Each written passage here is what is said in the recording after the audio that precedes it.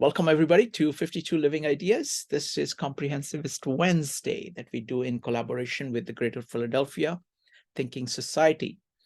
Today we are focusing on CJ Fearnley's book, and it's a very interesting topic, the value of ethnosphere. Now, we're going to start off by people talking about what they have found interesting about this essay. It can take let's say, between 2 to 4 minutes to talk about it if you'd like. If you'd like to share your thoughts, go ahead and type an exclamation mark in chat or raise your hand in Zoom. Once everybody has put their thoughts on the table, I will ask if anybody has any presentations and connected in any way with the ethnosphere, and always interpret the subject broadly, because we want to get as many things which are inspired by this on the table, so we can see it flower, each essay kind of flower into different things.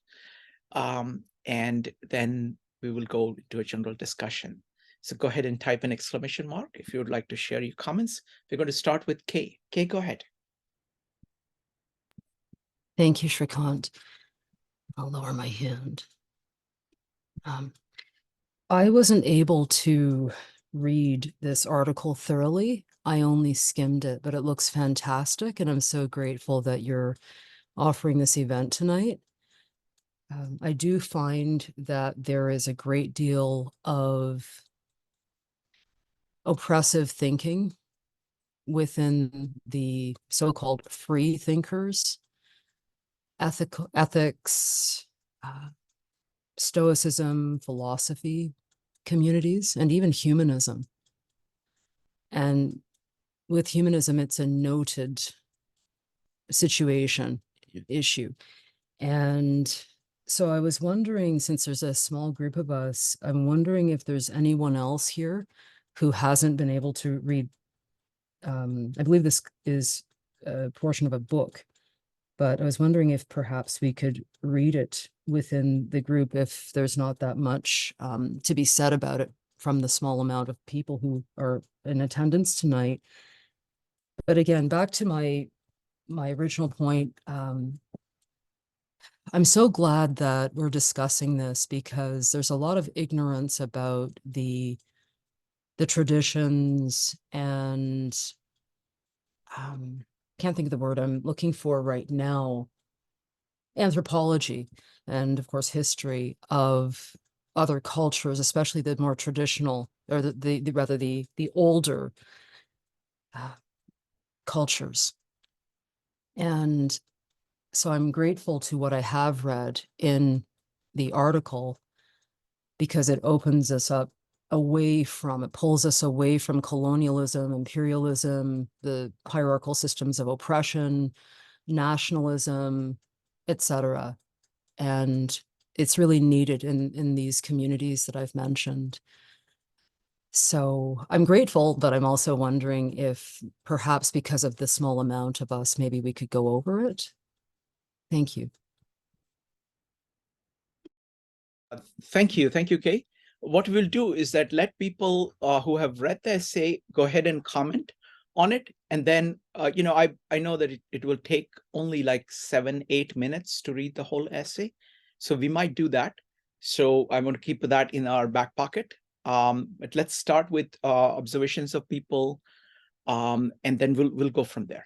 But I'm open to reading the essay, because I think that it may be worth doing. Next up is going to be Katie, followed by Jeannie. Katie. I'm really glad that I read the essay, because ethnosphere was a little bit misleading for me when I heard the word ethnosphere, because I thought ethnic studies ethnosphere. So I assumed we'd just be focusing only on kind of as Kay was saying, on traditional societies. But I really liked, the more I read it, I really liked it. He's kind of saying like all cultures have a way of knowing that we need to tap into, and kind of, I'm not sure I would have used that word, but I really like the emphasis that he's making sure that that's included as well. Wonderful. Thank you. Thank you, Katie. I certainly think that, the word ethnosphere has issues, so we can maybe think about alternate words as well and compare it to ethnosphere of what Wade Davis is doing. Let's see here. Next up is going to be Jeannie. Jeannie, go ahead. I'm glad that CJ brought up Wade Davis's the favorite quote that I love from him, and that is something to the effect of other cultures are not failed attempts at trying to be us. And it was something that when I heard it the first time, I'm just shocked to think, because it's so typical of us to think we've got the dominant culture, we've got the way of knowing, science, all the things behind us, this long history and, through the Middle Ages back in Europe and all that we hinge our society on. And we just tend to think, that other people, we see them in our off-cast clothes and we think they're trying to be us. And that it's very interesting because now they're trying to, when they get these used clothes from us, they're taking them apart and putting them back together in different ways so that they don't look like us, but they are not failed attempts at being us. And I love that Wade Davis said that. It's interesting. Some of the cultures, he brought this up a few times too. They think of themselves as the ones. It's typical for every culture to think of themselves as the one. Those people they're up on top of the mountain. They think they're the ones that have the answer, and the rest of us are just failed attempts at being them. So it's a real typical thing. Now, one thing I would argue, if I only had CJ here to argue with, he says something to the effect that not like dogma from the church, but actually the dogma from the church, I was reading Guardini. Guardini uses dogma in the whole different way. All my life, I've been using dogma as a negative thing. It's not really. It's just what's been passed down the same. If you use these words, say it this way, you're going to hopefully have the same feeling and get a kind of similar, result, from 2,000 years ago. So dogma is just really a part of the ethnosphere. And I wish I could argue with CJ about that right now, but. Thank you. Thank you, Jeannie. All right. Does anybody else want to comment on what they got from the essay? Go ahead and type an exclamation mark or raise your hand in Zoom if you'd like to do so. All right. So firstly, I think, so there are many ways to proceed, but let's first chance for people to give their comments. We're going to go with Brian first. Brian, go ahead. Okay. Just a short comment. I found it a very, very interesting and useful essay, as all of them are anyway. But what I'd just like to mention is I am part of a very small reading group on the Zoom, and we are studying the works of someone I don't know how well known he is in the US. His name is Daniel Quinn. He wrote a series of books in this kind of area, which analyzes this area. I'm thinking that the contents of the essay itself will probably make a good episode that I can use for that particular reading group. That's it. Wonderful. Thank you, Brian. And Brian, if you would like to, in terms of, when we have the time for presentation, if you'd like to talk maybe 3-4 minutes about this particular author and his books, that would be wonderful. Okay. Okay. All right. So what I want to do next is, I think it is worth reading the essay because it is very deep and it's making many, many points. Okay. So what we want to do, I want to do, so firstly, let me ask, how many people have presentations? Go ahead and put a P or something like that in the chat. I know Jeannie will have a presentation for sure, and would love to hear, get more presentations. But let us go ahead and start. Let's read the essay. And while we are reading the essay, if you would like to comment while we are reading, you're welcome to do that. So go ahead and type an exclamation mark while I am reading. Let's see, do we have a volunteer for reading? You know what, I can do the reading. I'm going to go ahead. Oh, wait a minute, Judy, go ahead. Judy, I'm going to make you a co-host so you can, you know what, I will share here and you can read it. Is that okay? Okay, that's fine. Okay. We're reading the value of the ethnosphere, right? Correct. Okay, so the value of the ethnosphere. Just a second. Wait, hold on. Let me go ahead and share the screen. So Thank you. It'll be yeah. easier for us if we can read along while Judy is reading aloud. Thank you. Give me a second here. All right. All right. Go ahead. Okay, so written 9 November 2020. This resource condenses, contextualizes, and explores a nearly 2-hour video featuring Wade Davis to exemplify a way to open the world of video lectures to people pursuing collaborative comprehensivism, learning in groups to understand the world ever more extensively and ever more intensively. It examines a poignant topic that reveals an important source of learning for comprehensivists. It further eliminates fundamental issues involved in establishing the new tradition of comprehensivism. Okay. So then comes the video. This enthralling Wade Davis presentation is itself a condensation of 5 2009 Massey lectures, which were published as the book, The Wayfinders, Why Ancient Wisdom Matters in the Modern World. Okay, so what we're going to do, Judy, if you don't mind, we will stop at various points and do little discussions at various points. So really the theme here is why ancient wisdom matters in the modern world, okay? Ancient wisdom defined broadly across time and across space. So all civilizations. So in a sense, ethnosphere is the cultural sphere. It is very similar to Buckminster Fuller's idea of all of humanity's impressions that are communicated.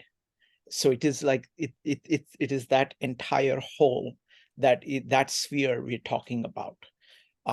So does anybody have any thoughts about this core point of why is ancient wisdom important in the modern day? I mean, our modern day, like if you look at the modern culture, seems to proceed that it seems to carry on saying that only the next thing matters, only the latest things matters. Whereas this is saying, no, you need to step back and look at the entire tradition of humanity as a base. So any comments on this? We'll start with Caleb. Caleb, go ahead.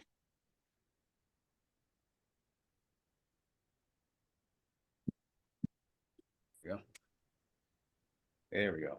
Good evening, everyone. Good evening. So yeah, I think on that point, to me, it seems like something that, should be self-evident, but, obviously it's worth actually asking the question. But I think of it in terms of mathematics.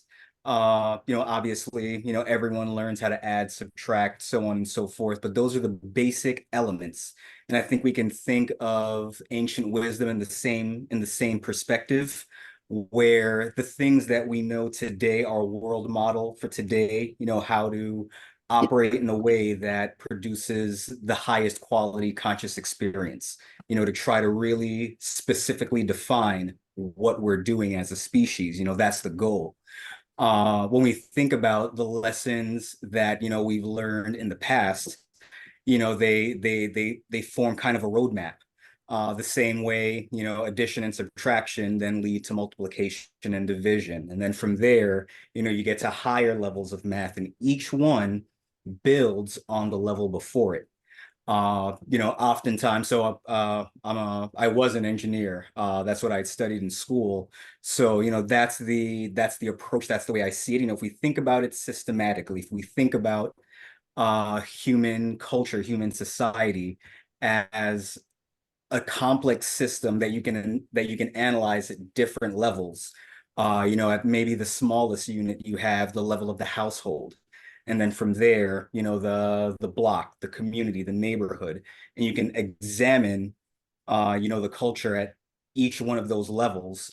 When we look at the planet as a whole, our, metaculture, so to speak, from different, groups, different ethnicities, different times, we've already made the mistakes to learn the lessons so that we don't need to relearn them. It's the idea of making the same mistakes over and over again, which we obviously do to a certain degree. But if we can really take to heart and consider the kind of systemic nature, the layered nature of our current world model, how we operate today, it's only because we've learned lessons from the past that we can save time not making the same mistakes. And then that allows us to then push things even further. We can grow beyond that. So to me, I see, it seems like it should be self-evident, but I mean, it's, we've all had situations, whether it was something that we read, a news headline, or even had a conversation with a colleague, a friend, a family member, where, maybe an old idea that seems like it should be commonplace is, maybe dismissed or misunderstood. It's not getting, considered in the proper context. And, that's a waste, so to speak. You have the opportunity, we all have the opportunity to leverage, the knowledge and the time invested before us. It seems foolish not to do so. Wonderful. Thank you. Thank you, Caleb. Excellent observations. I'll add 2 points. There are 2 aspects that I see. One is the importance of understanding your roots, because what happens is that whatever we are doing, the language that I'm using, the traditions, how I'm living my life is based on something that has happened in the past. And that is the root. And all of that has been kind of automatized and taken for granted by us. By going and explicitly looking at your roots, you can get a full appreciation of what you're doing and why you're doing it. That's one part of it. Second, there are many, many, many, many such human strands. And there is a lot of interaction between them and lack of interaction between them. So there are opportunities of there may be a solution to a problem that you're working on in the right next silo. So the same phenomena of this different professions being siloed, separated from each other, it applies to different cultures being siloed and separated from each other. Every culture thinks that it has its, many people, most people in that culture think that that's it. This is the world. This is how things are. But as comprehensivist, you can have respect for all ways of being and openness to learning from it. So you understand your past, so you can understand your roots, and you can learn from different cultures to solve the problems that you have in your life. Wonderful. Thank you. So folks, anytime you have questions, go ahead, comments, go ahead and keep typing an exclamation mark or raising your hand in Zoom. We will go to the next paragraph and go from there. And thank you very much, Judy, for being a sport at reading. Go ahead. Okay, the value of other ways of knowing, doing, and being. Wade Davis introduces the concept of the ethnosphere as the cultural analog of the biosphere, the zone of all biological life. So the ethnosphere is the zone of the cultural lives of all peoples. In the highlighted video, Davis reflects on his travels in the ethnosphere. From him, we learn the value of many ways of knowing, doing, and being of peoples all around the world. We learned that the Polynesian navigated nearly 1/5 of the Earth's surface before the First Crusade, late in the 11th century, including the widely separated Hawaii, Rapa Nui, Easter Island, and Aotearoa,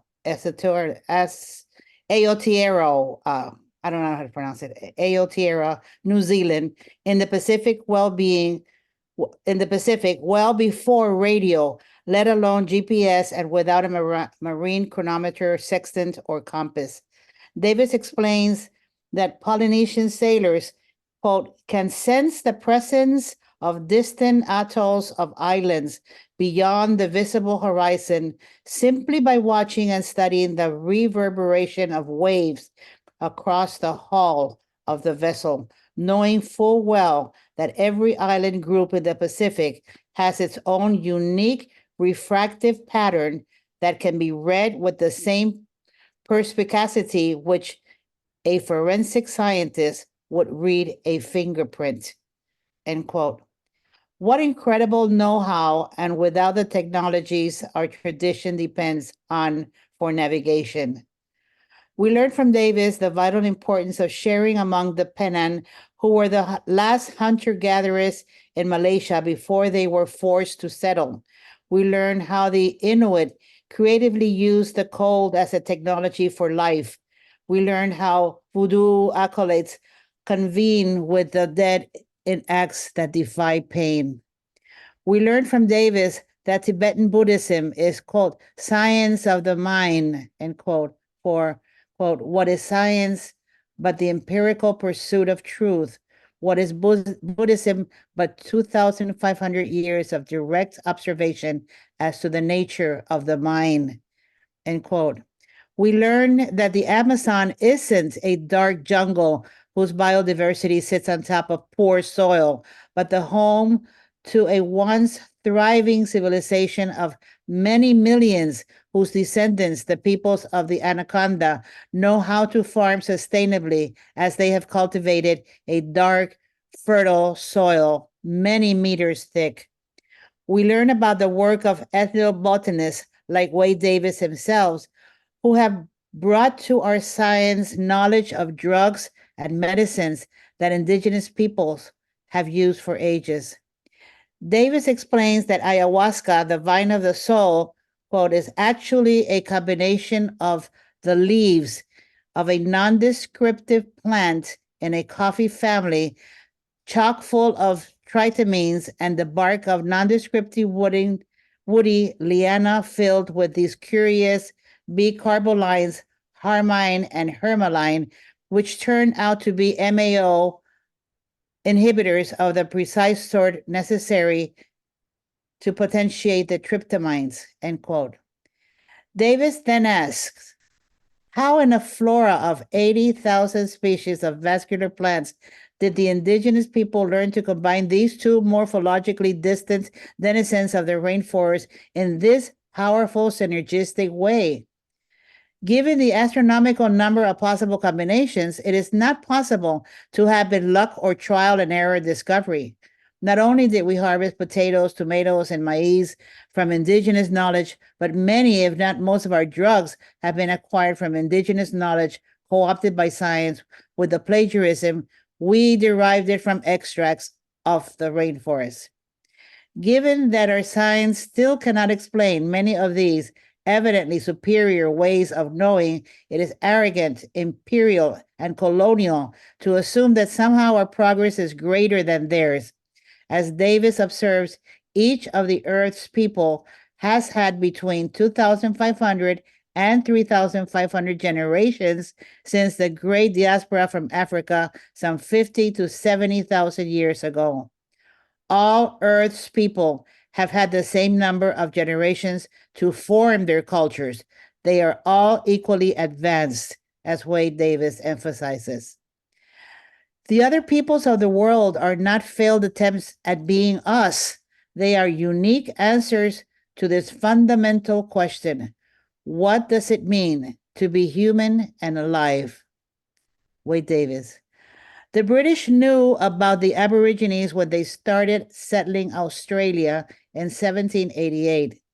Since they could not see the indigenous dwellings in the bush, they arrogantly and imperially assumed terra nullius, literally nobody's land, which by European colonial ethics could be seized without cause.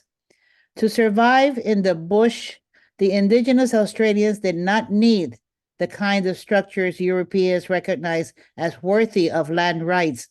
Pray tell, what kind of arrogance is it to fail to realize that knowing how to survive naked in the bush without any provisions is more useful, more resilient, and less expensive than requiring multiple supply lines to survive in an unfamiliar place, half a world from home?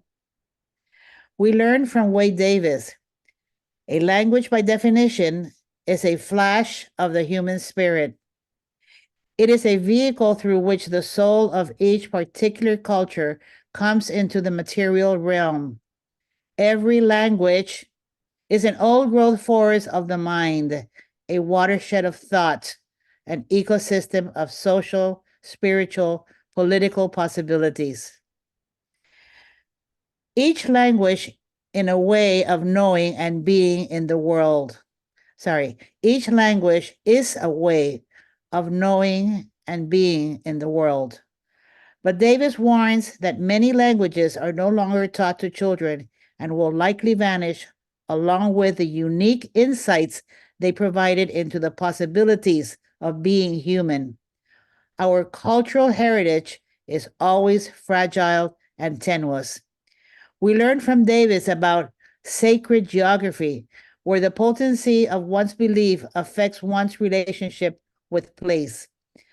So cultures that see the earth as alive with mutual spiritual obligations between people and the sacred beings of mountains, forests, and streams engender a profound reverence for geography, where our moral system sees only profitable ore, board feet of timber, and bottled water. This is the front line of the great ongoing colonial battle between the freedom of the corporate person to do whatever is legal versus the freedom of a people to live their sacred values on their own terms. What is the integrated meaning of these and the other stories Wade Davis shares in his long Now presentation, which condense his 5 Massey lectures? Davis observes, it's culture that allows us to make sense of sensation, to find order and meaning in the universe. It is not science, but culture that defines the heart of human knowing, doing, and being. Davis emphasizes the realization with his definition of the ethnosphere. The sum total of all thoughts and dreams, ideas and myths, intuitions and inspirations brought into being by the human imagination since the dawn of consciousness. What do you think? Is there value in other ways of knowing, doing, and being? Is there value in the ethnosphere? Do all peoples and all cultures have ways of knowing, doing, and being that we should include, accommodate, and celebrate as we strive to understand it all as comprehensivists? Thank you. Thank you, Judy. Let's take a pause here and ask if anybody wants to comment on any aspect of it. There are few points that I want to highlight, but everybody is welcome to talk. I want to highlight, firstly, talk about what is the right name for this. Is ethnosphere, do you think ethnosphere is a good name for this, or what he's talking about? And if not, what names would you recommend? That's one part of it. The second part of it is, he's saying that culture is the glue that allows us to make sense of everything. And it's at the root of what we use in order to understand the world and navigate the world. So we can talk about culture, and then we can talk about his definition of ethnosphere, what is included in ethnosphere. So first question is on naming. What do you think? What, if you forget about what he's calling it, what he's talking about, what would you call it? Go ahead and type an exclamation mark or raise your hand in Zoom if you would like to share.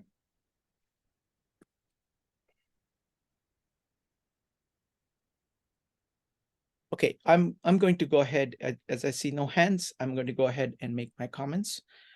You know, I looked up the etymology of ethnic or ethnosphere that comes from the Greek word for nation, of a nation or national.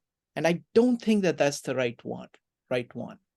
I think culture captures it better because it is much more fluid and much more goes, you know, it goes to the part of a nation. Nation is not really the unit. A people is not a unit. You know, like India has multiple subcultures within it. You know, China has, and the cultures change over time. It doesn't capture the change of culture, whereas you know, which when you use the word culture of the Middle Ages in the West is different from culture during Greek times. It is different from culture, you know, in the Renaissance. It is different from culture of Enlightenment. It is different of culture in modern times, even when it refers to the same nation. So the word culture is much more flexible, and it allows us to fully take on board all the definitions that he's talking about: thoughts, ideas, you know, thoughts and dreams. Thoughts and dreams differ from age to age, even within a particular nation, particular people. Ideas, myths, intuitions, imaginations, all of them kind of differ. So I think he's talking about culture, and whenever he's describing things, he's talking, you know, he's saying, take the entire culture sphere. You know, just like there is a biosphere of biological life, there is a sphere of human civilization or human culture, and take that in as a unit. So I think kind of culture sphere is a better way of designating what he's talking about than ethnosphere, because the implications or even the connotations are pointing in different directions. What do you think? Shirkan, Go ahead. it's beyond culture, I think. I think culture sphere would be a good way to call it also, more than ethnosphere. Ethnosphere seems to be a little bit limited because of the word ethnicity, and it has a really bad vibe to it, really. But culture sphere could be a good way of looking at it. But when we see about these reading the waves in the boats of how the islands were formed, that's more than culture. I mean, it has to do with culture, but it's more than culture. It is, I don't know, some almost equivalent to biosphere. So it's like correlation between culture and eco, or bio, or more holistic, more complete, more whole. So maybe we can combine both bio and culture. I don't know. That's just a thought. Great observation. Let's go with Jeannie, followed by Caleb. Caleb, what you do is that you can type an exclamation mark in chat, or you can raise your hand in Zoom. Like many times I can't see people when they're raising the hands. Go ahead, Jeannie, followed by Caleb. Jeannie. Well, I wanted to speak in favor of ethnosphere for this reason. And it's that people living in a certain place don't always have a choice of what is going on. So in other words, I live in the United States. I don't have a choice in what the United States is doing. I get to vote, you know, every 4 years, and that's about it. But, you know, I'm not in charge, and I'm swept along with what's going on in my own country. You know, I don't get the chance, you know, I can't make a choice of whether we're all going to live in suburbs and not, or not, you know, or, you know, the things that we're doing here, the way we eat. I only have certain choices in the grocery store. A lot of things are not really what represent me as a person, but what represent, and I wouldn't even call it culture. It's beyond culture. In this case, it's a lot of consumerism is just taking over my life so that I don't really have the choice anymore. So I think it's more fair to call it ethnosphere because of that control that thing has over us. Wonderful. Thank you. Thank you, Jeannie. Would love to hear everybody's thoughts. So Caleb followed by Kay. Caleb. Yeah, I agree with Judy's idea that what he's describing specifically in that example about the Polynesian society is kind of a marriage of culture and biology. I don't know what the term would be that could accurately represent that, but I really agree with that idea. He makes a distinction in the last couple of paragraphs that Judy read, where in the quote he says that it's not science, actually, where here it is, it's not science but culture that defines the heart of human knowing, doing, and being. And I think that that thing that that they're able to do, it represents that idea of ancient wisdom, generation, who knows how many generations that came before he observed this, or he discovered it, or the particular generation that he was referring to. They started to take notice of the way the water moves when there are objects at a certain distance away that are causing ripples in the ocean. And over time they passed down that knowledge from generation to generation and refined it with the benefit of future observations, because that generation had the knowledge. They could then build upon it. They already knew what was seen. Now they knew, at that point, they then knew what to look for. And that practice, is encapsulated in the culture, because that's not a practice that, may have been evidenced or demonstrated in this part of the world at that time, or any other part of the world. There's a very good possibility that that ability, that knowledge base was unique to that culture.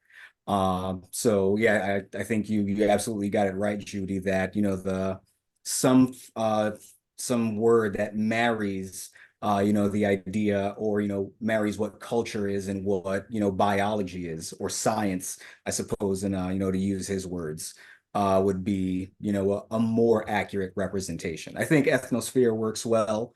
I think culture sphere works well, perhaps better, because I think that would be easier for most people to wrap their heads around. It's just it's just simpler. Yeah, that's the point I wanted to make. Well done, Judy. Thank you, Caleb, and thank you, Judy. Next up, I think Kay, did you have your hand up? Yes, thank you. Shrikant. It was nice hearing Jenny. Is it Janine? No, Jenny, and Caleb.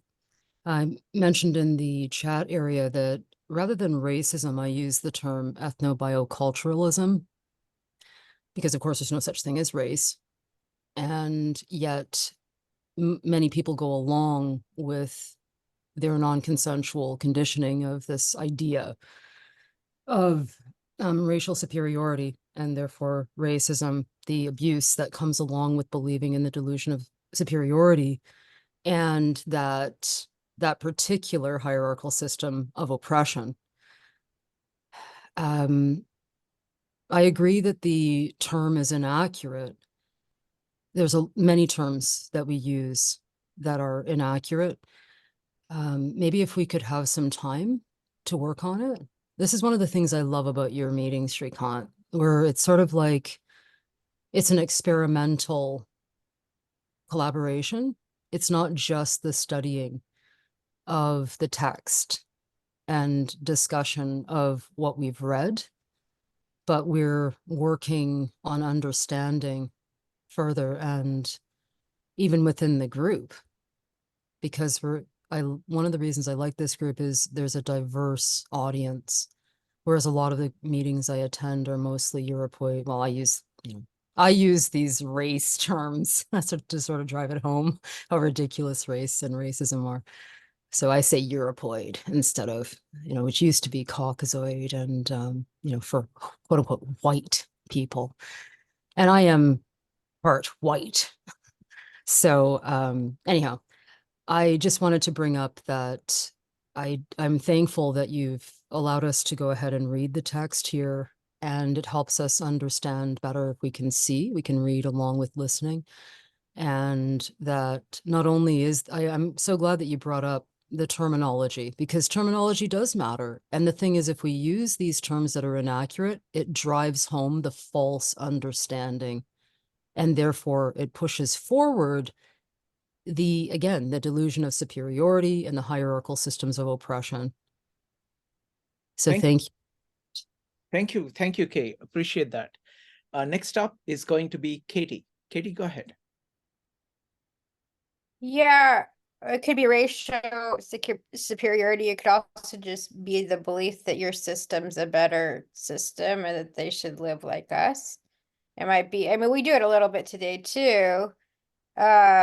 Maybe we think that all women should be able to drive around the world. Well, maybe, according to this, maybe not according to his, that might be just the way they are. But I really loved his reference to terra nullius, this idea of nobody's land. I'm trying to articulate what's happening in their mentality. It's just because nobody owned the land according to their system of rules. So it's like, because and it's like clearly from our modern standpoint, we see ownership there, but because they had a different system, it just didn't compute in their mind that there was anybody living there. Sort of like sometimes it's hard for the modern person to understand how somebody could own a person. Yeah. Wonderful. Thank you. Thank you, Katie. All right. So I want to comment on a few things. This is really, really interesting topic and interesting discussion here. So Judy brought up the point about ecosphere, of how, these Polynesian sailors, whatever they were doing, integrated with nature and allowed them to function in nature, in their ecology. The great thing here that I see is the tremendous human potential that is there in human beings. And there are so many different dimensions of that. So one of them is navigating in our environment. Take the other examples that he has. We're talking about the science of the mind in the Tibetan Buddhism. That is like having a map of what is going on in the world, in your consciousness. And the entire Indian tradition has spent enormous amount of effort mapping consciousness and making observations about consciousness, how it works, what the reactions are. And so they have, like, if you want to put it in terms, that the Indian map of what is going on inside the head is this massive thing, and the relative map of what is going on outside is small. Whereas in the Western side, the amount of focus inside is lesser. The amount of focus outside is humongous. So there are all these dimensions along which there is variation in cultures. And you have to, by being open to other cultures, you see that and you try to learn from that. Another word that I really like is that of sensibility. Like, different people have different sensibility. And I like that word because it captures not the result, but the manner of operation of people. This is something that, we've studied Owen Barfield. And in this piece, he talks, Wade Davis talks about language and what language is. And one of the observations of Owen Barfield was that great poetry from another age will give you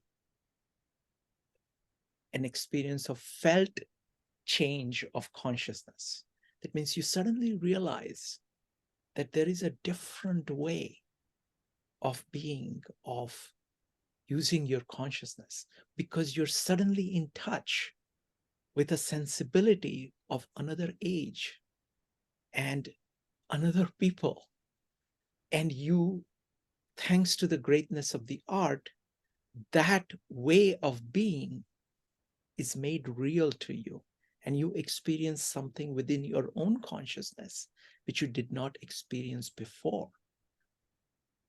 That too is a part of what he's trying to talk about. So the human tradition is very, very large, and it is along multiple dimensions.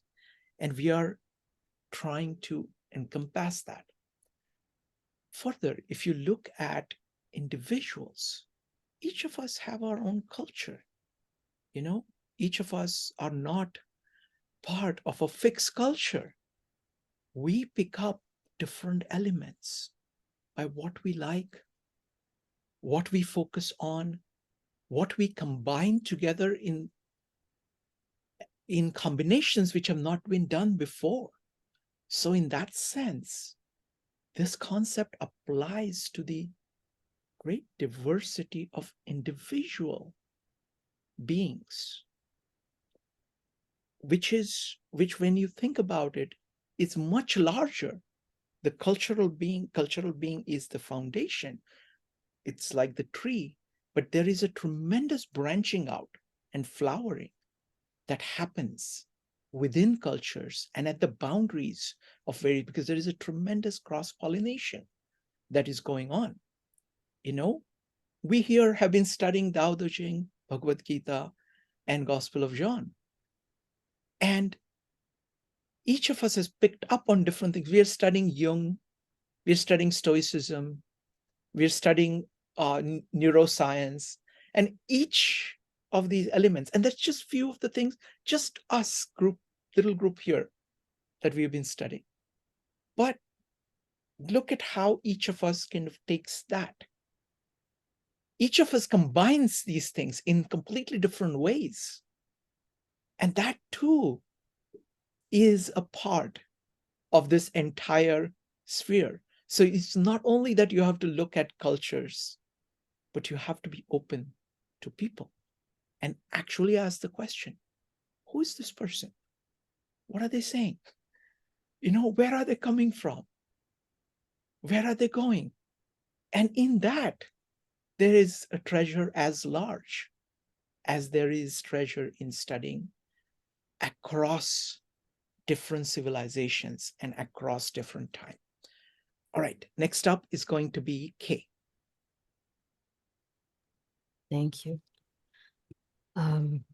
What is written, oops, sorry. What's written that Katie brought up? I have an issue with part of that, which is the point about the colonialists, the English colonialists who arrived in what we call Australia, not knowing that there were indigenous, or what they call Australoids, who were living there. I've lived in Australia, and that's just not true. That's an erroneous, a purposefully erroneous retelling. Of course, they had scouts venture the entire land in order to figure who they were, if there was anyone they needed to overpower and decimate in order to take over the land.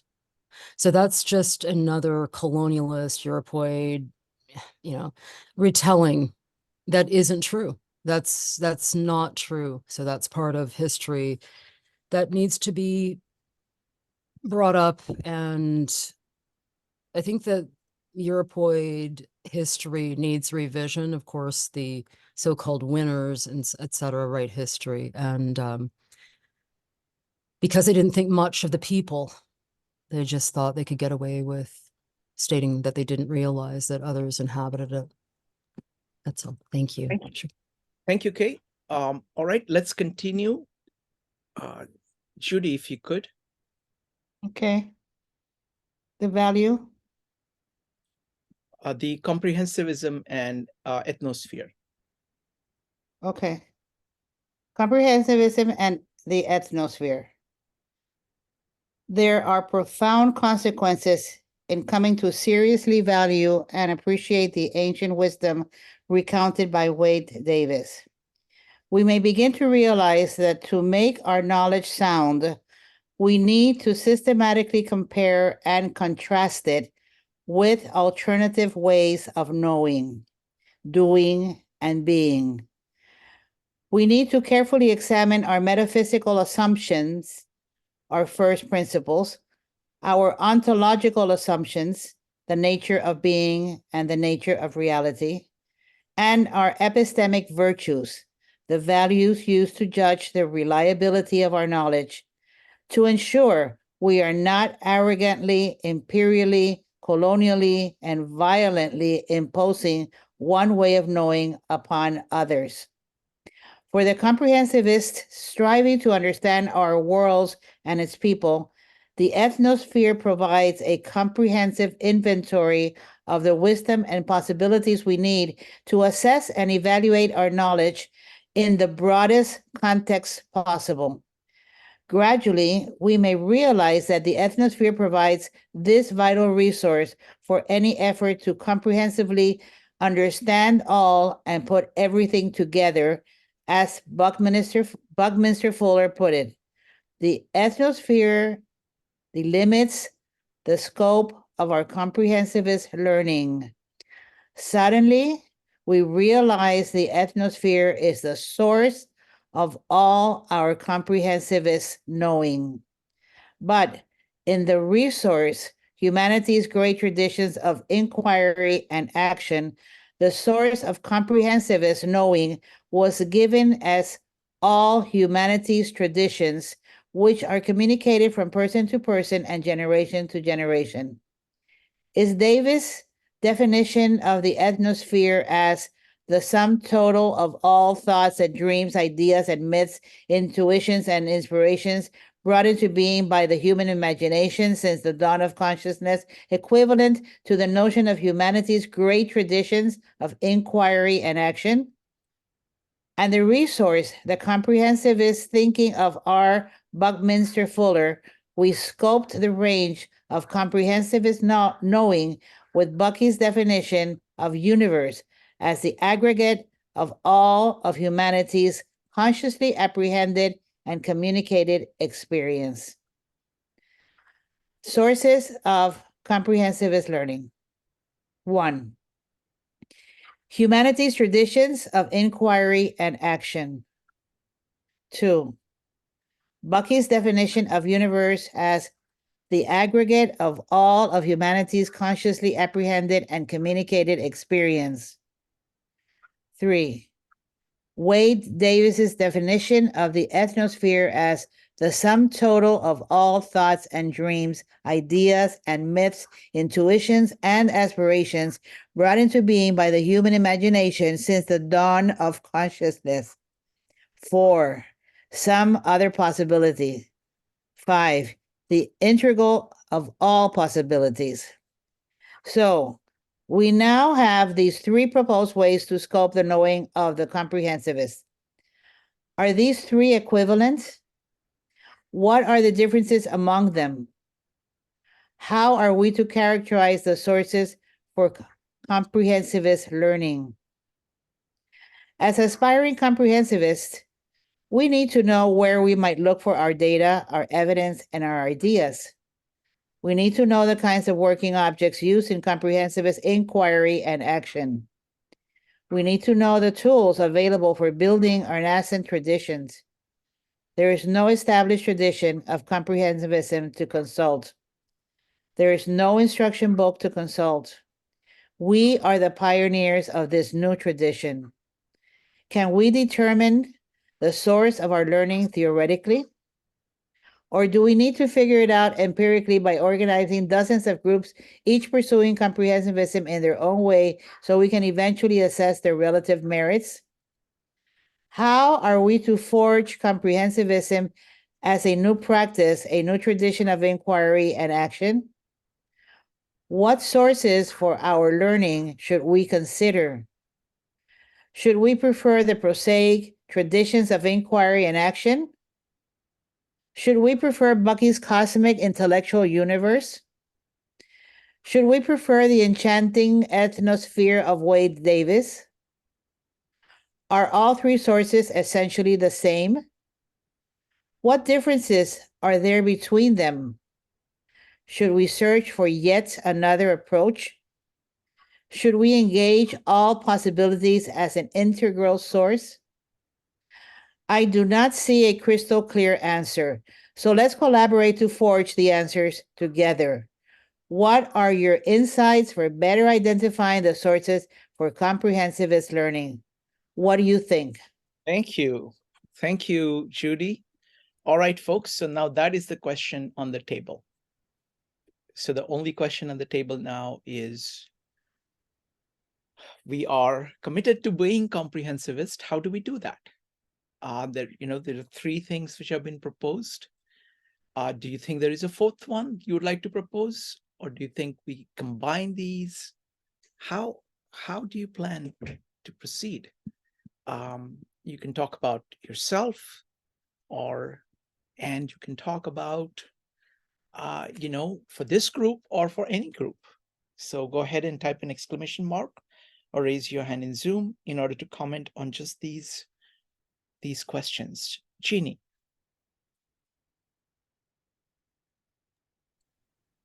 One of the most striking things that's different from Wade Davis and Bucky Fuller, and I'm puzzled about it, I don't really have an answer, but Wade Davis includes thoughts and dreams.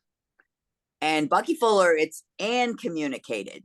So it's something that you have to communicate to Bucky Fuller.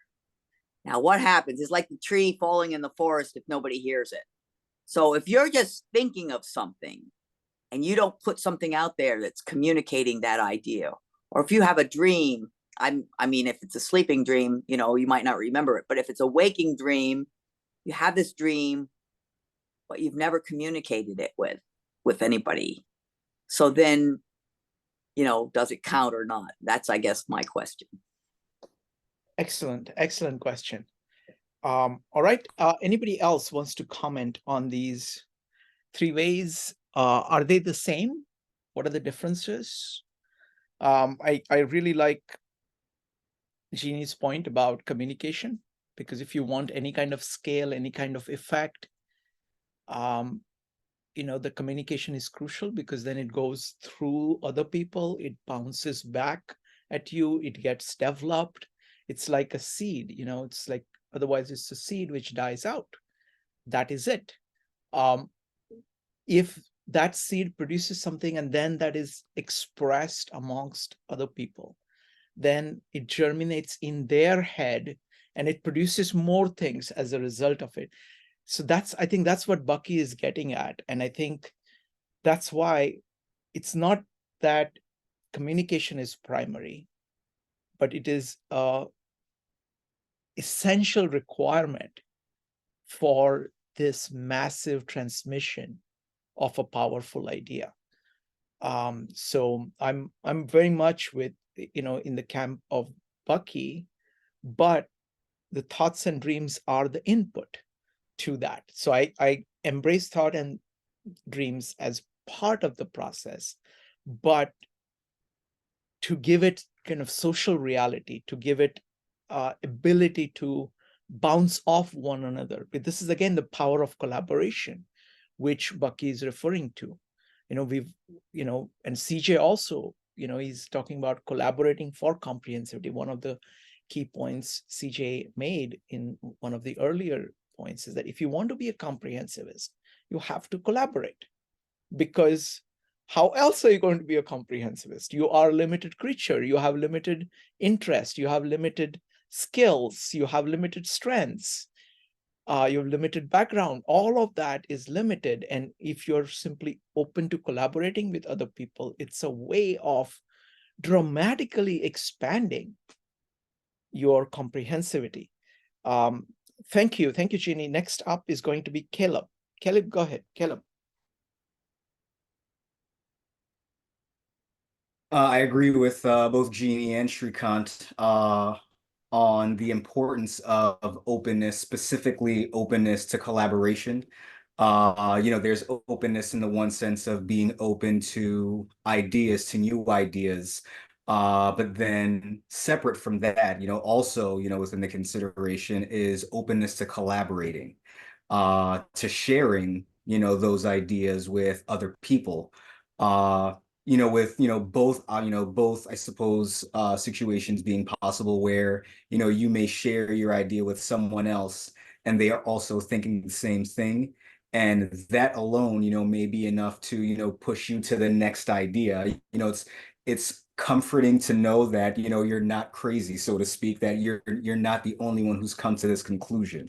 So it may then embolden you to keep having, to expand on that, thought, that thread that you had in the first place.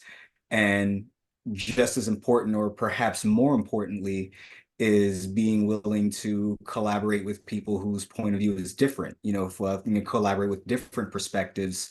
Because again, it goes back to the session that I was in a few weeks ago where we were talking about the idea of society progressively, getting a better approximation of, what that best model is. And it's only by, having that open collaboration that we can discover, okay, these are the ideas that work well, and these are the ideas that don't work so well. Let's commit more of our time and energy to the ones that do work. And so, we improve the model, so to speak. So, from the comprehensivist perspective, you don't get that. You don't achieve comprehensivity without openness to ideas and collaboration.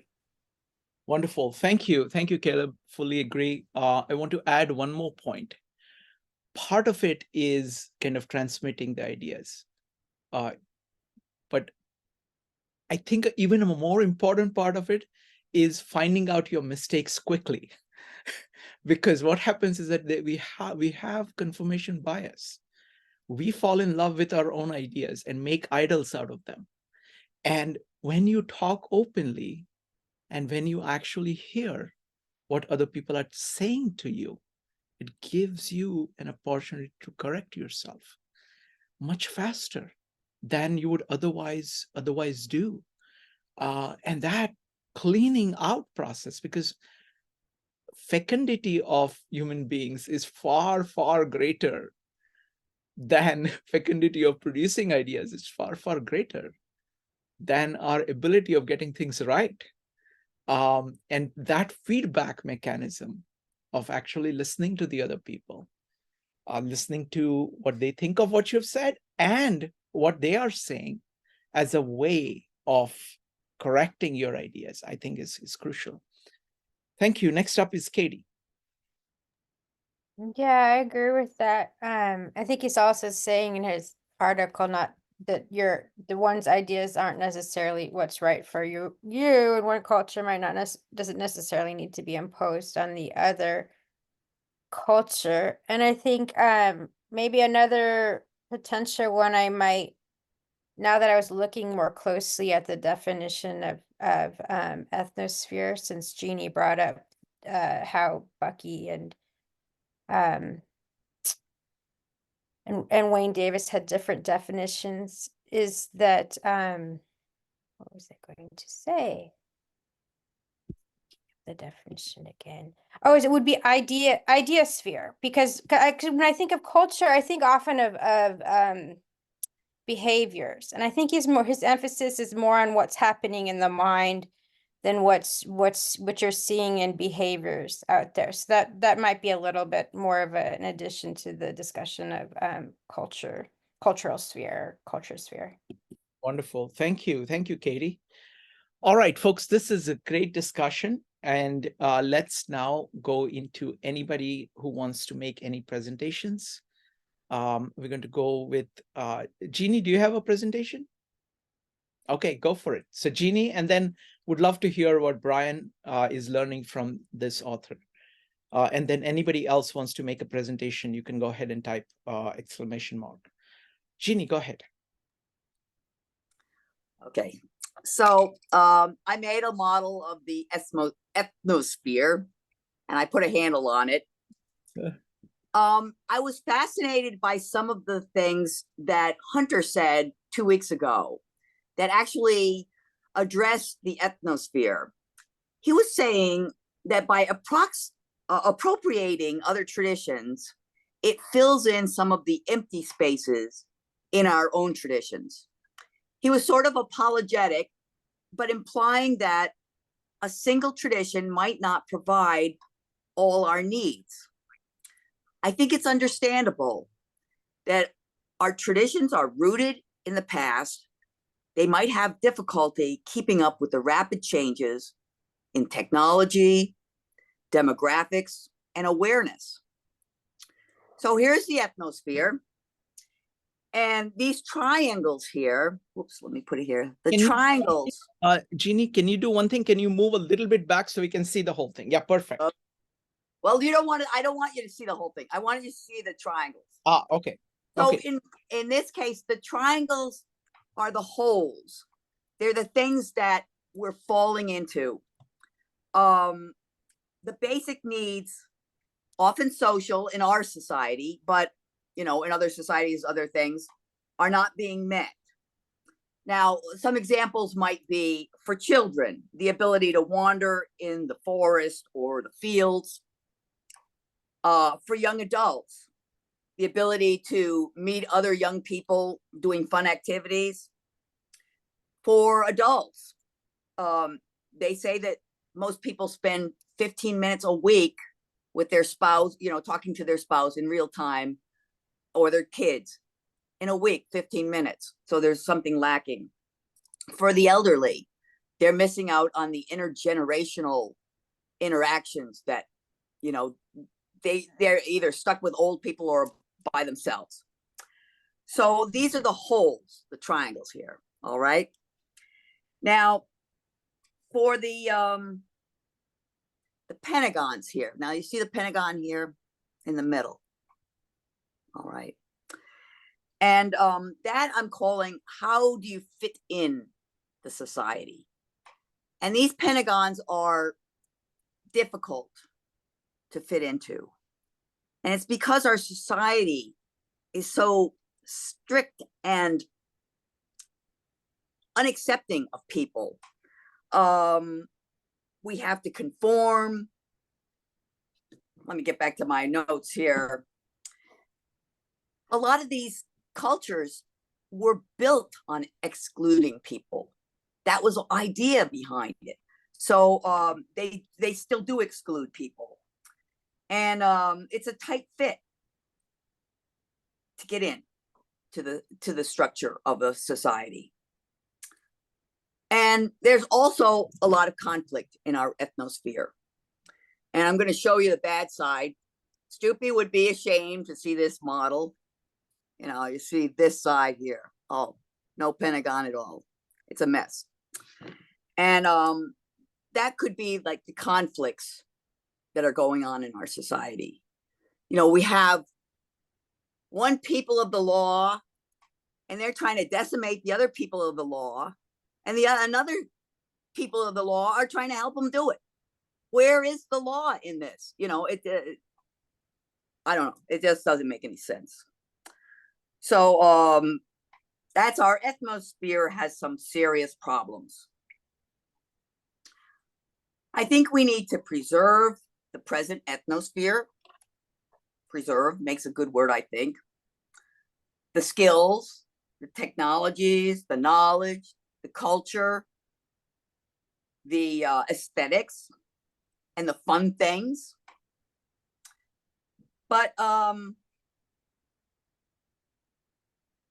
of the also I wanted to say, yes, some of the things that may seem irrelevant to us now may seem valuable in future generations. So we should preserve as much of it as we can, even if it seems not that valuable. So, but I would like to see the ethnosphere do something else. And here it is. And it's giving birth to a new ethnosphere. Now, I wanted to point out, this is the same shape here. This is called, what's it called?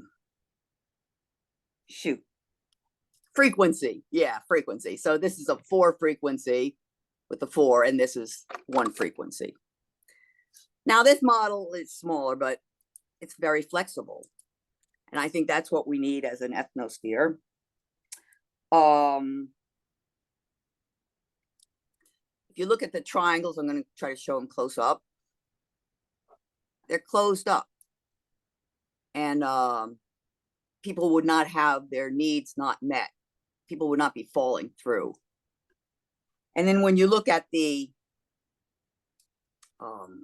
pentagons, on the other hand, pentagons actually are accommodating so that different people will fit in better. So this is a kind of ethnosphere that I'd like to see.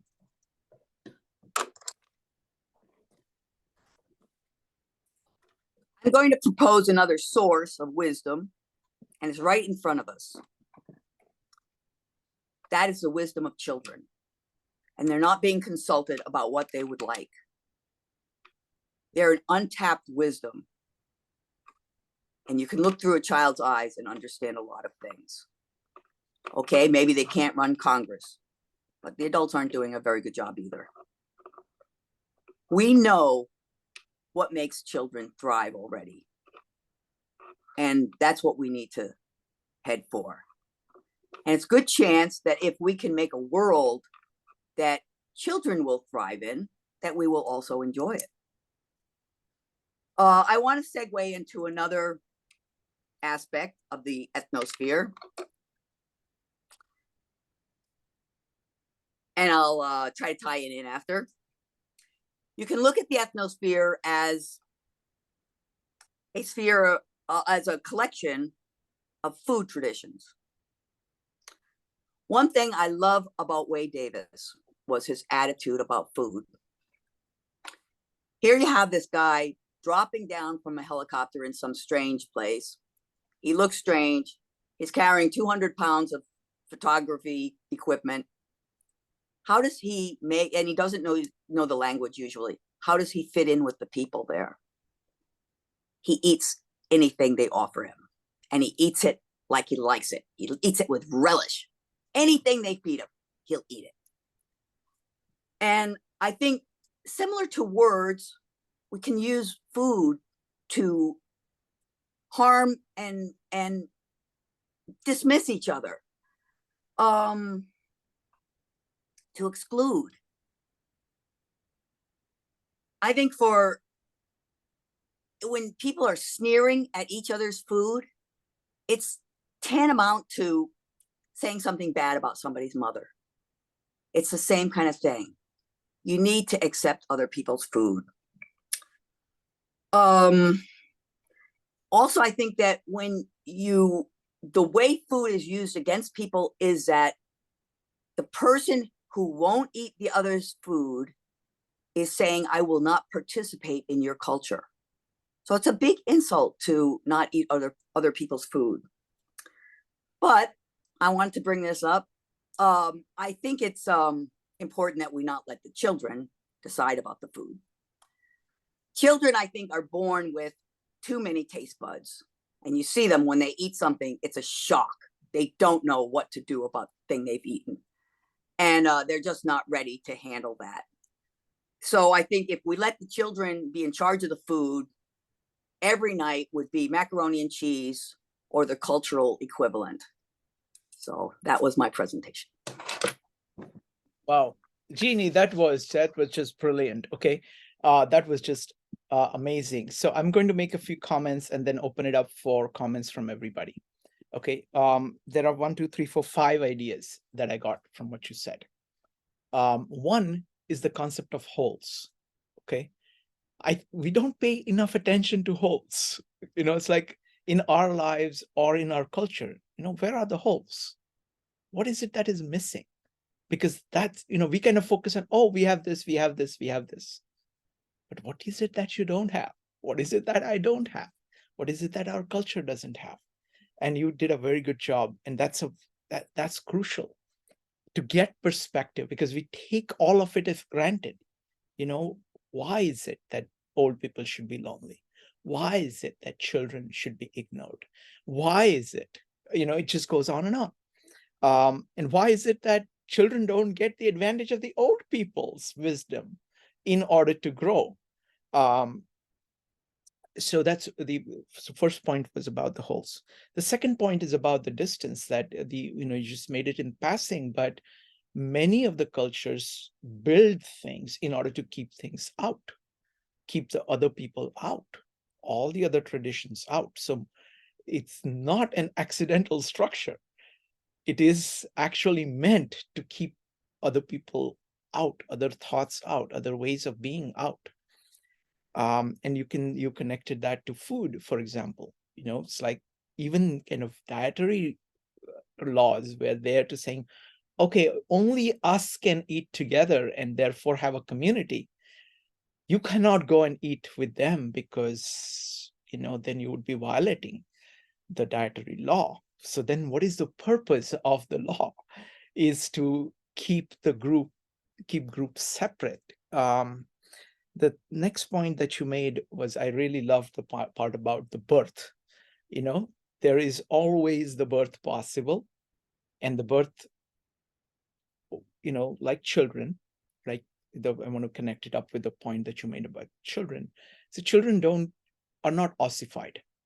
See, unfortunately, most of us, as we grow older, we get ossified in the sense that we kind of make parts of us which should be living and responsive to life fixed. We become creatures of habit. We get focused on our emotions and say that they are fixed. I'm going to ignore anything that makes me uncomfortable. We are ossified in our ideas. We're saying, okay, this is what I think. If I even begin to hear something which is different, I actively push it away. Whereas children are more open, they're more open to the world, and they have not formed these artificial things. So there's a lot to be learned about life from children. So just beautiful presentation. So thank you so much. Anybody else wants to comment on Jeannie's presentation? You're welcome to do so. Go ahead and type an exclamation mark or raise your hand in Zoom. Would love to hear from anybody else. I also like the three-dimensional models very much. It's like bringing the Bucky part. I miss Stroopy and all the, Tom Miller and everybody else who were able to kind of take these ideas, metaphysical ideas, and develop physical models for it, and which is what Jeannie is doing, presentation after presentation. So really appreciate that. Cheng, you're next.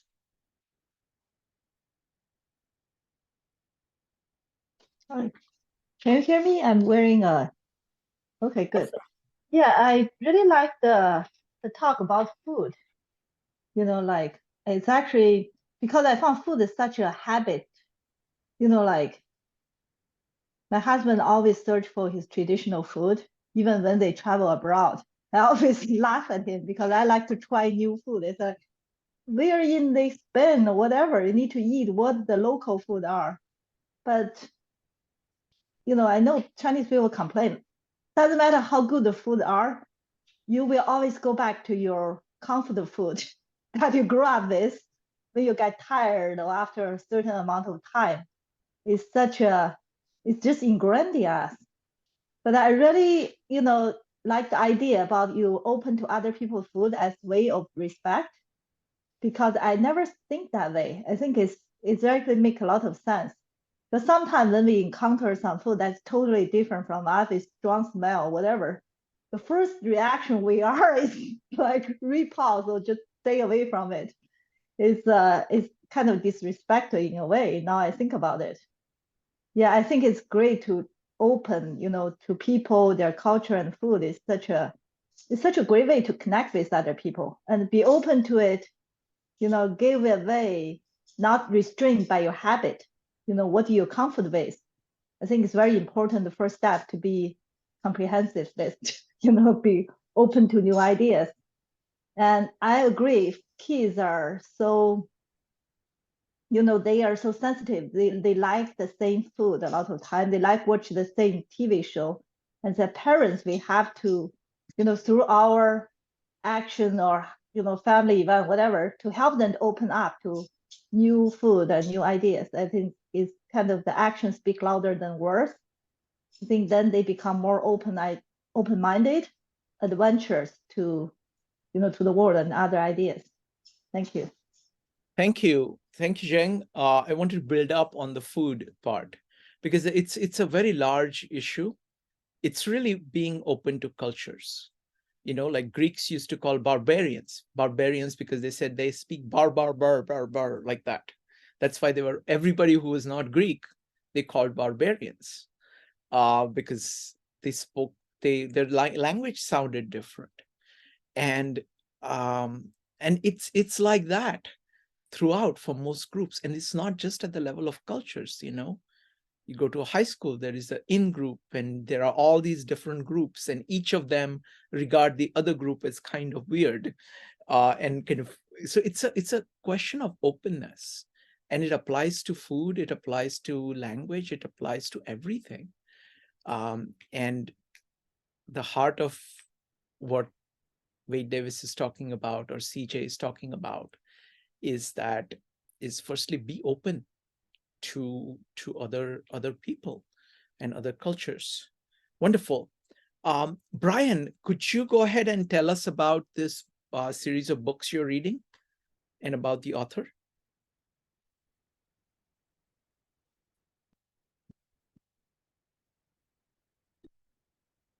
Brian, are you there? Go ahead. Yes, I just have difficulty moving from screen to screen with my mouse. Sure. That's it. No problem. Go ahead. Okay. I don't have a presentation because I wasn't really where I was going to be doing this tonight. Probably what I would call what I'm about to say is a non-prepared elevator speech. Sure. So it's going to be short. I started out by mentioning, I don't know how well known the author is in the US, but I suspect he's reasonably well known. His name is Daniel Quinn. He passed away about 2018. In terms of books, he's in total written about, I'm guessing, around about 18 to 20 books. And he was also very, very active on the sort of going around to universities and various groups and giving talks on various things. The books I started with, his first real books, the first one was called Ishmael. The second one was called My Ishmael. And they're both, they are different in how they approach the subject, but they are very similar in the subject. And what it is, basically, it's a story of a teacher and a pupil. And the subject is largely philosophical, but includes religion and anthropology strongly. I would probably say anthropology more than anything else. The difference about this book is the teacher, or I'll put it differently, the student in the first book is a young man sort of at a loss for what to do and finds a teacher in strange circumstances. The second book is a young girl who does the same thing. The interesting thing is the teacher is a gorilla. And he's a gorilla who communicates via telepathy. So it's an interesting take on the sort of teacher-student story. He basically talks about the growth of human culture, and it's very entertaining in how he relates it to everyday life, and the gorilla's point of view is very interesting, and I cannot comment whether it's gorilla-like, but it's sort of something which I can easily identify with. but as I can with the students as well, because the students, both of them, are people without a great degree of intelligence, just ordinary people, and he draws from them some great intellectual conversations. What I would like to mention particularly here is there has, I mean, the books are written in the 90s, so they're sort of quite old. But in the last year, a certain gentleman has produced a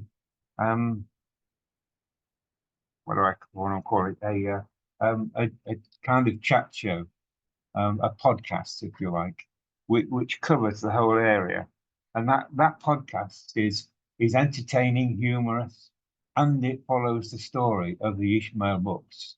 And I really would recommend anyone who wants to sort of get to know to listen to that podcast. It's by a guy called Alex Leff, and its title is Human Nature Odyssey. And it really is worth the time just to listen to them. There are about 7 episodes, about half an hour each. So the kind of leading on from the Ishmael books, he wrote several other books, mainly around anthropology, religion, and philosophy. His next big sort of book was its title was The Story of B. And B was a religious figure, if you like, and that is portrayed as the Antichrist. And he follows through in this book on all sorts of philosophical, anthropological, scientific, technical theories and explains them in a very unique way and a very understandable way. We've had a lot of fun in the group in trying to understand what he's talking about. One of the biggest ones was they explaining the theory of bricolage, which really took us a long, long while to understand what on earth he was talking about. Coming from my background as English, my understanding of bricolage was totally different from everyone else's and from what he put in the book. So it was interesting to go through that. But he covers all areas such as anthropology, ecology, history, literature, philosophy, ethics, biology, psychology. I could go on, but I won't. So it's sort of quite interesting. And the way we did it in the book club, we've been going for about 3 years now, and we've probably covered all of his books, a number of his essays, and some of his speeches. But we also branched out when we found books which were being published or found that were similar to the subjects he was talking about. We've also gone to those books as well. So it's been an incredible educational journey for me. So as I said, I wasn't really prepared for this, so I can't go on unless I would go on waffling about nothing, basically. He also, I just will mention that he did quite a few other books which were not particularly around philosophy or anthropology. They were sort of mainly humorous books, but very, very interesting nevertheless. So, yeah, I think that's about all I can say without any preparation. So I'll end it there. That was amazing. Thank you. Thank you, Brian. That was a great, great overview. Thank you. Thank you so much.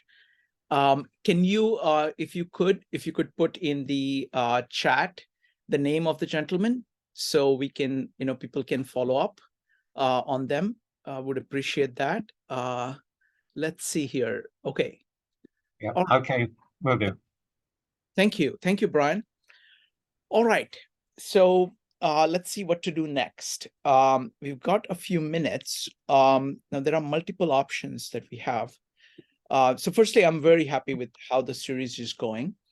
And what we can do, I mean, in terms of kind of getting into different traditions that we've been studying, what are the big projects that we've done is we've done the Tao Te Ching, and we're doing the second pass on Tao Te Ching, and then we've done Bhagavad Gita, and we've done kind of Gospel of John.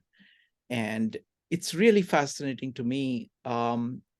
If it's okay, I want to talk about the thing that I've been focused on lately, which is trying to understand early Christianity. So this is going to be like somewhere between 180 to about 880, and trying to get a picture of how they thought. So if it is okay with you folks, I'm going to tell you about what I've been learning. And I'm going to do that with a diagram. Okay, to try, this is my attempt to summarize everything that I've learned on Christian theology from all these church fathers. So it's quite an ambitious attempt to try to summarize everything, but I always like to use diagrams to do that. Give me a second. There's a problem with this. Let me see if I can get it right here. There. All right. So what you see here is a mathematical object called the Fano plane, F-A-N-O plane. This is pure math, and I have a good friend. You know, I'm very fortunate. I have good friends. He's very deeply into understanding the Bible, and he's a great mathematician. And what I noticed while I was going through the New Testament is that there are two numbers which are very prominent. The number 3 for the Trinity, and number 7, which keeps coming up in everything. And I asked him, okay, can you give me all kinds of mathematical things that are connected with 3 and 7? Because I wanted to see how I can put things together. Okay. So this is, he gave me multiple things, but this is the simplest of it and the most powerful, I think. So first, let's just look at it in terms of numbers. So this has 7 points. 1, 2, 3, 4, 5, 6, 7. 7 points. Okay. It has 7 sides. 1, 2, 3, 4, 5, 6. And this is also a side. It's a circle. It's a side. Okay. So 7 sides and 7 points. Okay. Each point has 3 sides coming into it, which connect it to all other points. So take this point, it's connected 1, 2, 3. This point, 1, 2, 3. This point, 1, 2, 3. Okay. And each line has 3 points on it. Okay, so it's a beautiful symmetry of 7 and 3s. Okay, so what is this? What is all of this? It actually has many applications in mathematics. It's the simplest projective. It's called projective plane. It's a way of thinking about planes, instead of Euclidean planes. This is like the finite geometry. This is finite geometry. Okay, so now, but I'm looking at it in terms of trying to understand Christian theology. So, okay, what does Christian theology have to do with this math? Okay, and this is a comprehensivist Wednesday. So this is completely in the area of that. Okay. All right. So let's try that. Okay. So firstly, if you look at now, this is my summary of Christian theology. Okay. The God is a Trinity. It's 3 persons. Okay. 1, 2, 3. 3 people. 3 persons who are pouring themselves out into each other, giving credit. Like Father gives all the credit to the Son. Son gives all the credit to the Spirit. Spirit gives all the credit to the Son. Son gives all the credit to the Father. They're just pouring each other out. And that flow between them is called love. So it's a Trinity of 3 persons loving each other. That's what the Christian God is. All right. The second idea is that God made the world. This is the world down here. Okay. So it is created through. It is this one up here is the middle one, which is the word, and everything is created through this. So there is a world and there is God. So these three is God, this three is the world. How the world is three will come to in a moment. There are different ways of thinking about that. But then the world kind of goes down. And then you have the idea of incarnation. So the first idea in the Christian theology is Trinity. The second big idea is incarnation. Incarnation, what is incarnation? Incarnation is basically Christ, which is the symbol. Okay, Christ is a symbol. What is a symbol? Bal means to throw. Sim means together. He throws together heaven and earth. He throws together God and man. He throws together the eternal and the temporal. He throws together the infinite and the finite. So he is like the mirror through which, or the medium through which everything here connects to everything over there. So he's the one, he's the connector. Okay, that's the center point over here. So this is the Trinity, and this is the Word. Okay, now there are multiple ways of thinking about the Word. Okay, you can think of it, the simplest way, the other crucial idea in Christianity is that God is a person. So it's three persons. Christ is a person. Okay, so always the easiest to think of this as persons. Okay, so what persons? So really Christianity is just about Christ, and it's really about Christ on the cross. So if you want to see Christianity as in brief, you just have to look at the cross. And who is under the cross? This is from Gospel of John. And John is my favorite, and he captures these things really beautifully. There are three people under the cross. One is Mary, the mother. There is John, who is the theologian. And then there is Mary Magdalene, who is a fallen person who has repented and is full of devotion and committed to doing the right thing now. Okay, so you can think of it as three different people. So at the top here, you've got God the Father, which is about the world. Okay, so the God so loved the world. That is this axis over here. These numbers are actually not correct. I would put I would put 7, which is right, and 4, 5, 6 I would put at the top, and 1, 2, 3 I would put at the bottom here. And they are all, you can see that they are all like mirror images here. See 1, 1, 0, 0, 0, 1.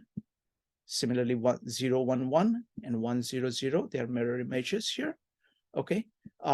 Except that I would put like 1, 2, 3 down here, and the mirror images of those over here, just to say that this is, yesterday I was discussing with Quan, this is like the upper trigram in the Chinese system. This is the lower trigram.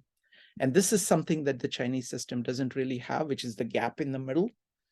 This is the if you want to put a vertical line connecting all the upper trigram and the lower trigram, which actually closes all the broken lines and makes them all whole. That is this point over here.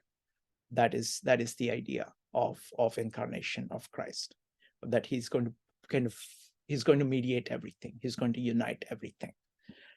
So that's the idea. Now, what is on this side? So you can think of it, another way of looking at these three. This is again kind of patristic psychology. They hold that human being has three aspects. We have the body, we have the mind, and we have the heart. Okay, the body is represented by Mary Magdalene. The mind is represented by John. And the heart is represented by Mary, the mother. So here, the virtue is love. This is the virtue of doing the right thing with your life. This is walking properly. And this is about thinking, about the mind. So it's like the mind is focused on the word, this side, in the Trinity, the second person. The heart is focused on the Holy Spirit. So you want the Holy Spirit in your heart, you want the word in your mind, and in your body, you're creating the kingdom of God. So you're kind of, and all of that is happening through this central point. This is like the mediator that brings everything together. So this is a highly concentrated version of patristic theology that I just wanted to put on the table. This was very short, but if you have any kind of comments or questions, go ahead and type an exclamation mark or raise your hand in Zoom. Would love to hear if you have anything to say. I don't know whether I've been clear, tried to cover a lot of ground very fast. What do you think?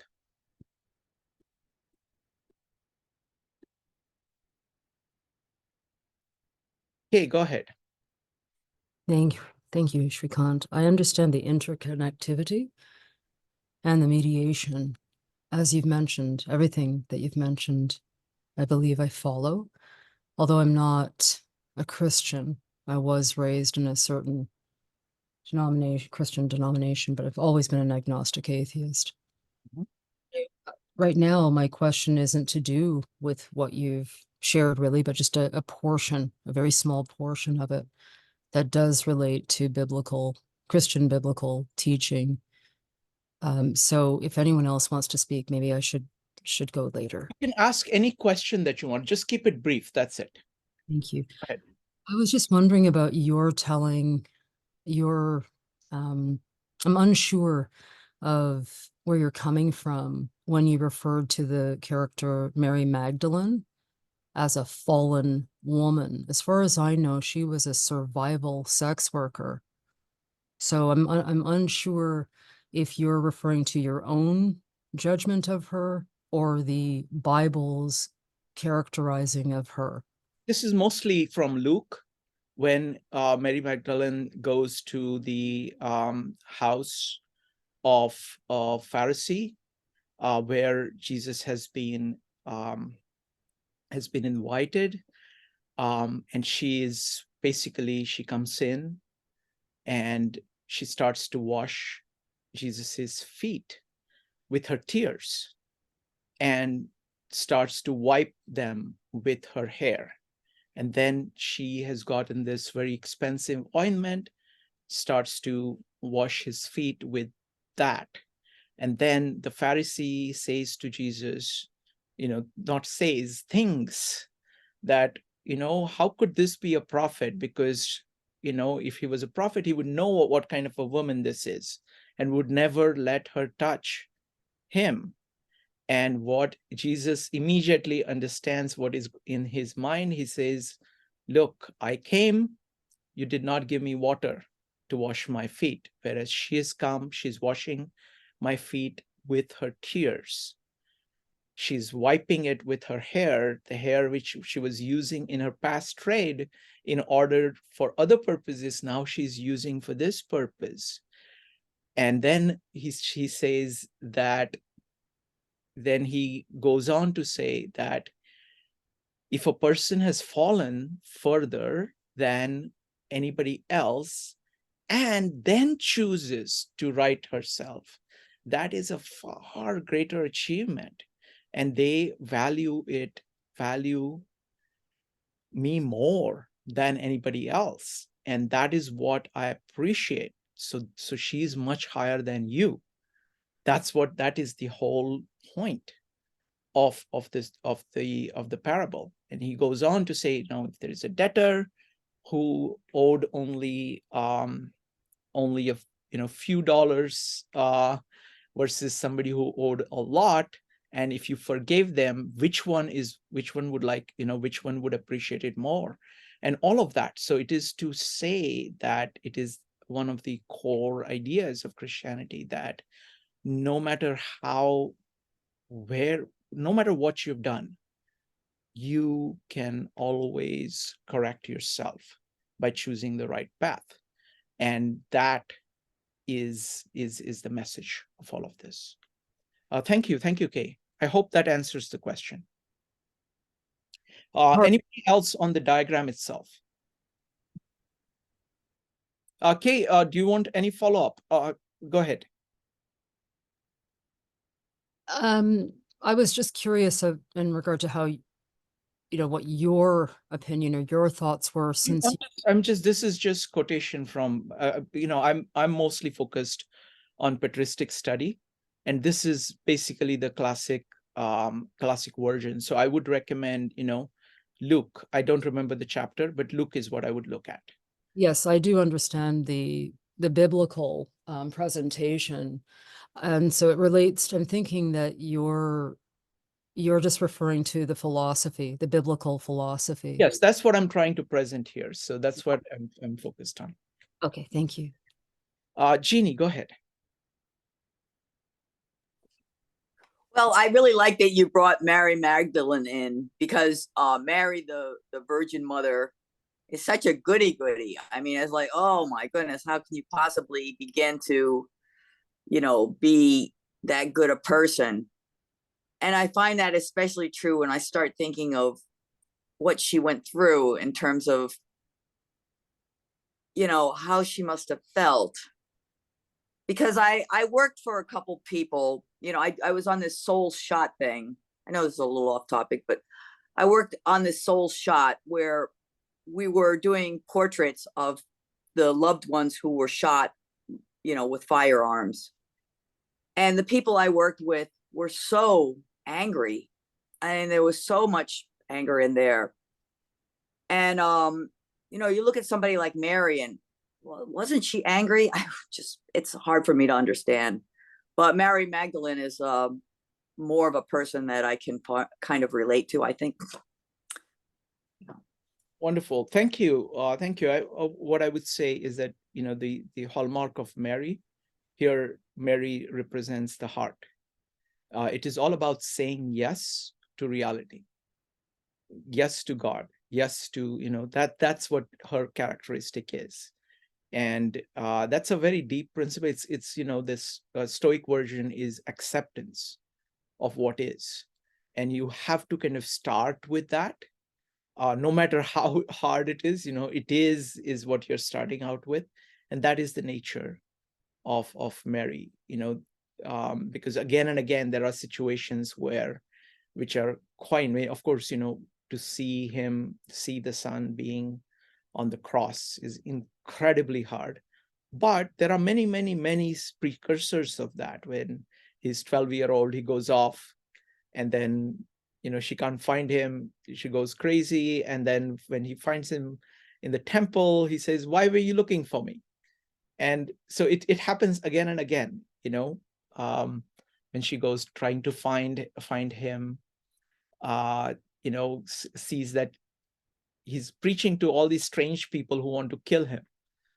She, along with her children, goes to him, and he says, "Who is my mother and brothers?" So, and all of this, she keeps it in her heart, just saying that, the purpose of a higher purpose of creating something better is higher than all the other things that people value. That's what, the idea is. Katie asks, I don't quite understand what is being thrown together. That's a great question. I mean, thrown together, it's basically connecting. So it's connecting God and man. So he's like 100% God, 100% man. Therefore, he's able to connect God and man. He is from heaven and he's on earth. He's bringing heaven to earth. He's connecting heaven and earth. He is infinite as God and finite as man. So he's connecting, showing you how to be finite and pursue the infinite. He's showing you the humility that you need to have as a man in order to pursue the infinite. So he's bringing all of these things together. Katie, does that answer the question? Yes, absolutely. It also, yeah, I looked it up online and it was saying the idea of sent, like thrown, sent, motion. So I like that how you're saying it's connecting. Yes, and I'm deliberately put using symbol and thrown, because that's like, see, the other thing I want to say, the point that Wade Davis was making, that, we have lost language. Like, look at the word symbol. We just use it so glibly and we don't even know what it means. And it has this profound meaning that it is actually something that is throwing things together, that allows you to see something, beyond that. Even the word sent. Okay, look at the meaning of the sent, right? So basically, God the Father is here. He's sending the Son down here. Okay, and why is he sending? Because he's calling us back. So there is this loop that is going on. Okay, and this is the same loop as death and resurrection and ascension and Pentecost. And it's just that's that is the idea of the tree of life, of this kind of this up and down. This is also the idea of Jacob's ladder, of angels coming down and up on the Son of Man. This is the idea of Jacob's ladder. And it is dramatic. Actually, ball is to throw together is a little bit extreme, but I think it's not extreme enough, because when you consider the cross, you're saying basically this is throwing together death and life. It is a way of being reborn by letting things which are constraining die. It is like the birth that Chini was talking about. Those triangles are dead and they are causing death of life, and new life is being born when pulled out from it. So it is the same idea of death and life. That's the idea of resurrection. So, Katie, does that help? Yes.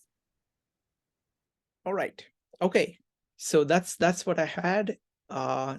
It is a little bit of digression, but this is very much in the spirit of comprehensivist Wednesdays. All right. Does anybody else have anything to say before we wrap up? We're almost coming to 10 o'clock. Chini, go ahead. Nope. Okay. All right. So thank you very much, everybody. This has been amazing as always, and we will see you soon.